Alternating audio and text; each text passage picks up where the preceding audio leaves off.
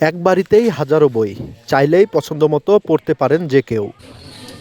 বাড়ির দেয়ালে টানানো সাদা বোর্ড, আর তাতেই চোখে পড়ে পাঠকদের হাতে লেখা অনুভূতি, স্মৃতি আর বইয়ের প্রতি ভালোবাসার এক একটা স্মারক। খানিকটা সামনে এগোলেই চোখে পড়ে গাছপালায় ঘেরা পরিবেশ, বেঞ্চে বসে কিংবা আঙ্গিনার কোনায় বইয়ের পাতায় ডুবে আছে বিভিন্ন বয়সী পাঠক। এ যেন পঞ্চগড়ের তেঁতুলিয়ার সীমান্তবর্তী দেবনগর গ্রামের বই বাড়ির নিত্যদিনের চিত্র। সদস্য হওয়ার ৯ মাস হলো, তার মধ্যে আমি 25টার বেশি বই পড়েছি। এখানে অনেক ধরনের বই আছে, আমার বই পড়তে খুবই ভালো লাগে। এখানে আমরা বিভিন্ন ধরনের বই পড়ি। এখানে আমাদের তো প্রতি সপ্তাহে বুক রিভিউ হয়। এখানে তারা বুক রিভিউ দেয়, বইয়ের মাঝে কি পড়ে তা সবার মাঝে বলে। তখন আমি সেখান থেকে একটু বইয়ের প্রতি একটু আগ্রহ অনুভব করলাম। আমাদের এই এলাকায় একটা মাত্র লাইব্রেরি আছে, সেটা হচ্ছে বইবাড়ি। এই বইবাড়িতে আমরা প্রায় 90 জনের মতো বই পড়ি। আমরা এখানে প্রতি সপ্তাহে একটি করে বই নিই এবং সেই বইটি পড়া শেষে নির্দিষ্ট ডেটে সপ্তাহে যে কোনো ডেটে দিয়ে দিই। বই নেওয়ার সময় রেজিস্টারে খাতায় আমরা লিখে বই জমা দিই, বই নিই। নিজ বাড়িতেই পাঠশালা গড়ে তুলেছেন স্থানীয় শিক্ষক মোক্তারুল ইসলাম মুক্তার। ব্যতিক্রমী এই পাঠশালায় রম্য রচনা, গল্প, ইতিহাস, সাহিত্য থেকে শুরু করে অ্যাডভেঞ্চারের বিভিন্ন ধরনের বইয়ে সাজানো বুকশেলফগুলো যেন ছোট্ট এক জ্ঞানের ভাণ্ডার। শিক্ষক মোক্তারুলের শুরুটা ছিল ছোট্ট পরিসরে।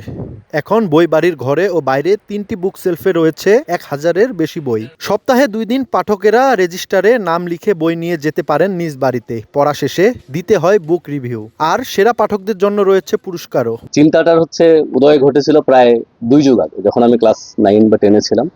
কিন্তু পরবর্তীতে বিভিন্ন কারণে এটা হয়ে ওঠে নাই। এরপরে যখন করোনা চলছিল, করোনার সময় যখন পুরো পৃথিবী থেমে দাঁড়িয়েছিল, তখন কিন্তু আমার মধ্যে এই চিন্তাটা আবার পুনরায় যেটা বলা যায় উকি দেওয়ার মতো ঘটনা ঘটলো।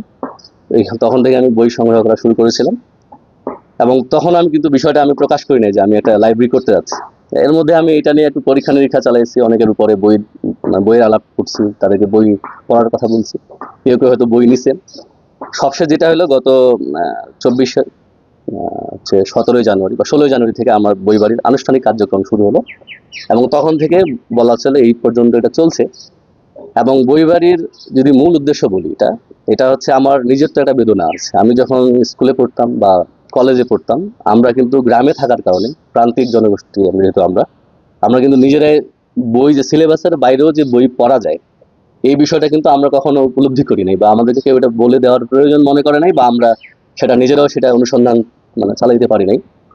তো যেহেতু নিজেরই একটা তিক্ত অভিজ্ঞতা আছে যে সিলেবাসের বাইরে অনেক বই পড়া যায় এবং পড়া উচিত, সেই থেকে আমার মনে হয়েছে যে আমার তো যা হওয়ার হয়ে গেল, আমার আশেপাশে আমরা যারা গ্রামে এখানে বসবাস করি, যেহেতু আমার এই বই বাড়ির মূল কার্যক্রমটা কিন্তু আমার নিজ এলাকা কেন্দ্রিক, আমার এর বাইরে আসলে খুব বেশি পরিসর বাড়ানোর খুব বেশি আমার কোনো চিন্তা ভাবনাও নেই।